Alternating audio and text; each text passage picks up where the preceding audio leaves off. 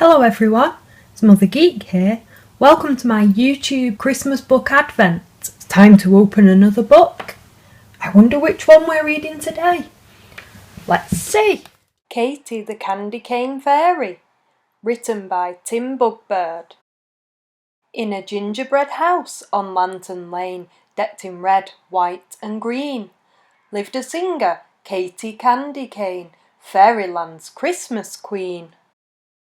With her fairy sisters, Crystal and Glow, she worked throughout the year to perfect their famous festive show and fill each song with cheer.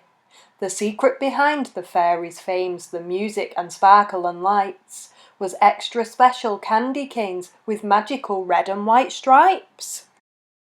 But then, one winter's morning, Glow noticed something weird. Overnight and without warning, the cane's stripes had disappeared. The shows were in their planner and rehearsals were nearly through, but with no stripes to create the glamour, what would the fairies do? Crystal said, if we use our brains, how difficult can it be?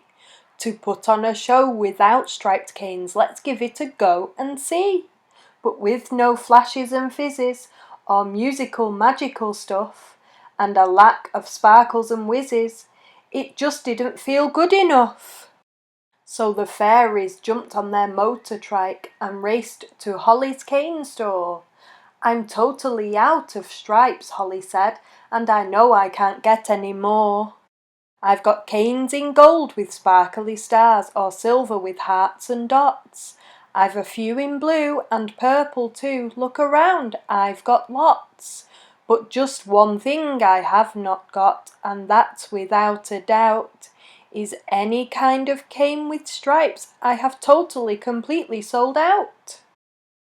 Katie's poor head was in a spin, her brain was in a tangle. The fairies had to think again, to see things from a different angle. So they searched their house for their stripiest things, for hats and scarves and socks. They wore them together with stripes on their wings and their stripiest party frocks. But as hard as they tried, things did not improve. Would nothing bring back their sparkling groove? When the day of the Christmas show came around, the fairies had done all they could. But without their canes, they feared it was bound to be boring and not any good. Outside, the audience stood in line. They just couldn't wait to get in. The sisters hugged and said, it's time, let's take a deep breath and begin. Alone on the stage, the fairies sang, softly at first, then stronger. Slowly they saw the joy they could bring. They didn't need canes any longer. There were no fancy sparkles, music or lights, just the fairies singing their parts. But there was something special that winter's night, a magic that came from their hearts. As they finished their show, the audience cheered. It had been a wonderful night. The fairies bowed, then stepped outside, and were met by a magical sight.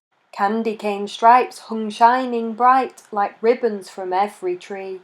They filled the sky with twinkling lights as far as the eye could see. Katie could barely believe it. Then from behind a Christmas tree, Judy the garland fairy cried out, I'm sorry, it's down to me. I wanted the trees to be beautiful and sparkling like your show.